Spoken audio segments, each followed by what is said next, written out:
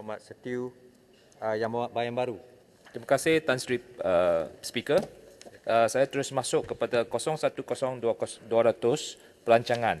Apakah food import bill ya, iaitu pengimportan makanan pada tahun 2021. Dan saya juga ingin tahu tentang balance of trade pada tahun 2021. Apakah kejayaan kita, negara kita atau MAFI mengurangkan import makanan negara? 020100 industri padi dan beras.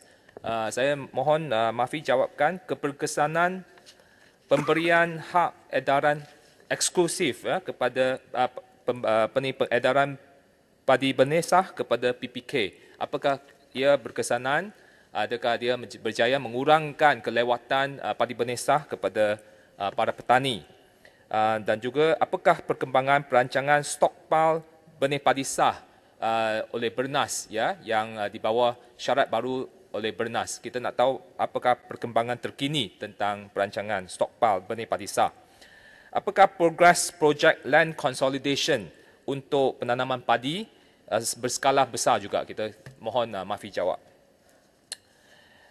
020400 perkhidmatan veterina.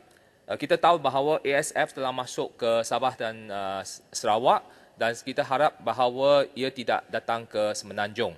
Jadi kita mahu DVS menjalankan penguatkuasaan ke atas produk-produk barangan babi seperti luncheon meat yang berasal daripada negara-negara yang ada ASF dan juga suckling pig daripada Vietnam ya. Kerana kita tahu bahawa di pasaran masih ada tetapi penguatkuasaan itu agak kurang. Jadi kita perlu rancakkan penguatkuasaan dan harap DVS buat kerja dengan lebih bersungguh-sungguh. 020300 pertanian. Kita tahu bahawa antara kejayaan MAFI adalah dari segi MyGap ya, dan juga baru-baru ini atas inisiatif DOA juga MyGap pesticide free telah dilancarkan. Kita harap bahawa program MyGap itu dirancakkan kepada petani-petani kecil supaya mereka menjaga food safety ya, keselamatan makanan, kurangkan pesticide supaya makanan kita itu kurang daripada MRL, minimum residue level, yang tidak membahayakan rakyat Malaysia. 030100 farmer.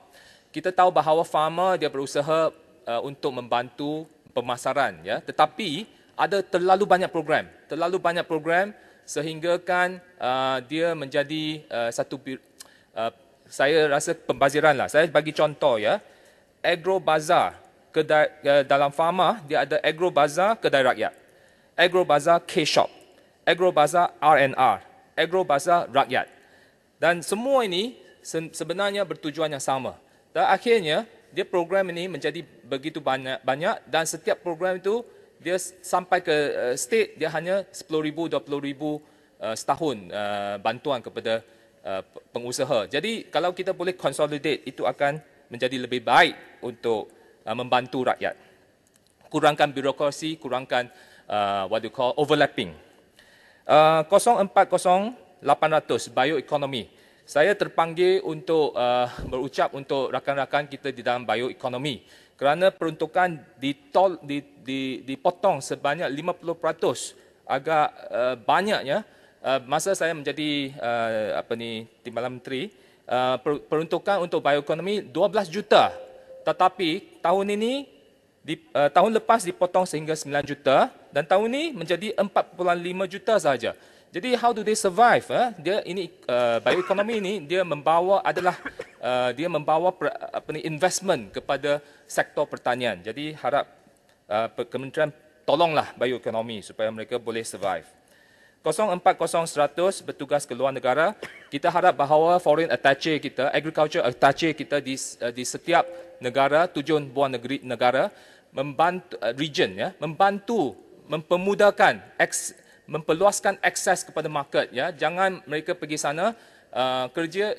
Saya tahu bahawa fail bertimbun-timbun ya, dan pengusaha susah nak akses kepada pasaran ya. Jadi mereka perlu berusaha dengan lebih kuat lagi ya untuk facilitate trade, membantu pemasaran. Okey, 050200 program pemantapan jaminan bekalan makanan negara. Apakah tujuan program ini? Apakah ia akan dilaksanakan? Saya nak tanya ya. Akhir sekali, P40008 Agrobank. Sebagai bank pembangunan, kita mahu bahawa bank pembangunan membantu petani-petani kecil. Jangan untuk akses pada kredit, kurangkan birokrasi, bantulah petani-petani kecil, terutamanya juga aquaculture. Dan akhir sekali, P90100 dasar perancangan strategik. Apakah tujuan butiran ini? Apakah program-program yang akan dilaksanakan? Program pembangunan yang dilaksanakan? Dan saya nak tanya juga, berapakah perbelanjaan kerajaan MAFI dalam menyediakan dasar agro makanan negara dan plan tindakan dasar sekuriti makanan? Kerana ia membayar kepada consulting firms ya, yang kita nak tahu kos tersebut ya. Terima kasih. Terima kasih Yang Berhormat Bayan Baru. Yang Berhormat